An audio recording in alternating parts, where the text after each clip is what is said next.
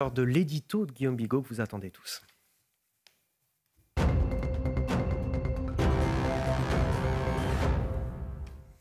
Alors Guillaume Bigot, on a tenté de ramener cette affaire, ce fait de société majeur, fait politique également, à un simple fait divers. L'affaire de Crépol, ce jeune Thomas, 16 ans, tué lors du bal d'un village le week-end dernier, au couteau, par un autre jeune. Le gouvernement a-t-il, selon vous, cherché à taire l'identité de l'auteur des faits ?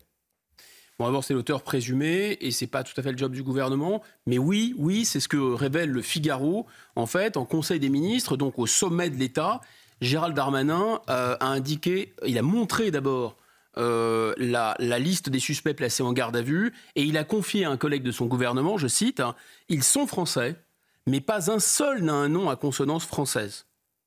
En fait, le gouvernement savait, et effectivement, il y a une stratégie d'occultation.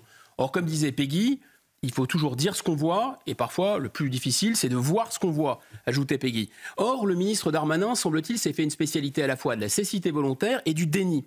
Souvenez-vous des émeutiers de cet été, les Kevin et Matteo. On apprendra la suite plus tard. Souvenez-vous aussi du Stade de France, où des faux billets et puis des hooligans anglais avaient agressé et dépouillé les spectateurs. On apprendra la suite. Selon le ministre. Plus tard, oui, bien sûr, selon le ministre, toujours.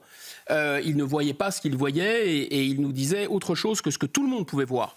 Donc il s'agit toujours de la même stratégie, c'est-à-dire minimiser, atténuer la réalité et finalement la faire rentrer dans un cadre politiquement correct. On connaissait le greenwashing, vous savez, avec l'écologie. Là, on découvre le racaille washing avec M. Darmanin.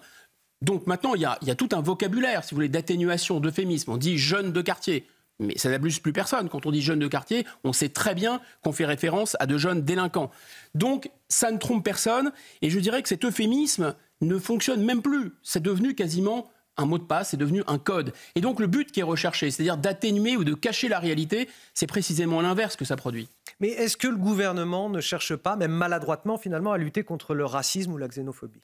C'est sans doute l'un des objectifs, mais c'est, à mon avis, complètement raté. Puisque, je répète, à force de vouloir chercher à nier la part visiblement massive prise par une certaine immigration dans ce qu'on appelle l'ensauvagement de la société, non seulement il ne cache pas cette réalité, mais c'est comme s'il prenait un stabilo et qu'il la soulignait. Voilà. Or, ce serait tellement plus simple, mais aussi tellement plus sain de voir ce qu'on voit et d'expliquer ce qu'on voit. Cette réalité, c'est celle décrite par exemple par le pédopsychiatre Maurice Berger, qui a étudié pendant plus de 40 ans ces jeunes agresseurs ultra-violents et qui confirme qu'ils sont quasiment tous d'origine africaine ou maghrébine. Mais attention, il ne dit pas que ça. Il dit qu'ils sont tous originaires de familles dysfonctionnelles. Et donc, il ne s'agit bien sûr pas loin de là, de laisser penser que l'ensemble des jeunes Français issus de l'immigration maghrébine ou africaine sont des voyous.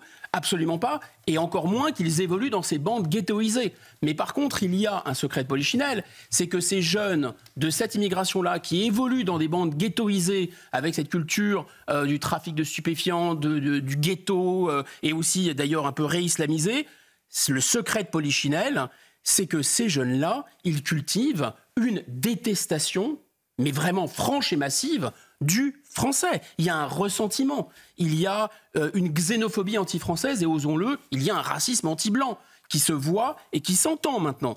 Alors lorsque le gouvernement dit aux Français, écoutez, ce qui se déchaîne à Crépol, ça n'a rien à voir avec l'immigration, non seulement nos compatriotes savent qu'on leur ment effrontément, mais en plus, les Français sentent bien que le gouvernement finalement les suspecte en quelque sorte préventivement, il veut arrêter préventivement le racisme des Français qui est suspecté. C'est-à-dire qu'on dit aux Français, mais vous êtes porteurs d'un racisme, vous êtes porteurs d'une xénophobie, alors que c'est justement du racisme et de la xénophobie qui se déchaînent contre eux et parfois tuent leurs enfants. Autrement dit, pour cacher le racisme d'une certaine immigration, et d'une partie de cette certaine immigration, on joue à lutter préventivement contre le racisme des Français. Et donc, à l'arrivée, on a une grande diversion, mais en fait, elle cache une grande inversion. Et cette inversion, elle est infantilisante, elle est insolente, elle est insultante et elle est à la fin inique. Et comment vous expliquez cette volonté d'occulter la surreprésentation des jeunes issus de l'immigration dans la montée des violences ? Premier facteur, c'est la peur de l'émeute. C'est évidemment la lâcheté. déjà eu l'occasion de le dire, mais je pense qu'il faut le répéter, c'est important, parce qu'en plus, ça ne sert à rien. Là aussi, l'objectif est peut-être louable, parce que qui a envie de déclencher des violences? Personne. Mais sauf que c'est un ressort qui se comprime, cette histoire. Et ceux, en effet, qui veulent éviter la guerre civile au prix du déshonneur, à mon avis, vont récolter et le déshonneur et la guerre civile. Mais il y a un deuxième facteur, qu'on pourrait appeler l'effet cuillerée d'huile de foie de morue. Vous reprendrez bien encore une dose de 300 000, 400 000 immigrés chaque année. Le gouvernement veut plus d'immigration. C'est tout de même assez clair, puisqu'il a un article de sa future loi qui entend régulariser les métiers en tension.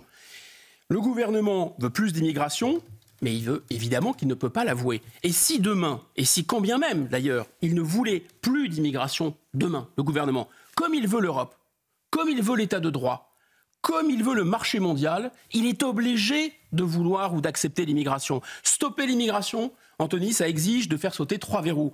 Le verrou du gouvernement des juges, le verrou de la tyrannie de Bruxelles et le verrou d'une certaine forme de dévotion aux intérêts des multinationales. Et comme le gouvernement ne veut faire sauter aucun de ces verrous, il est logique d'arriver à cette conclusion que la mort du petit Thomas est un dégât collatéral de la politique qui est voulue en France depuis 40 ans.